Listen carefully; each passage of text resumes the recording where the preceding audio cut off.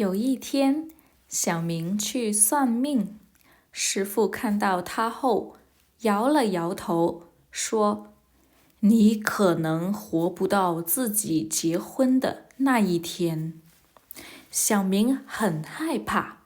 什么？难道我30岁就会死？师傅说：“不是呀，你起码有90岁的命。” In this lesson, we'll focus on verb phrase. It means this is a verb and it's also a phrase. It consists of do something. And together, for example, we have 算命. That means calculate your life.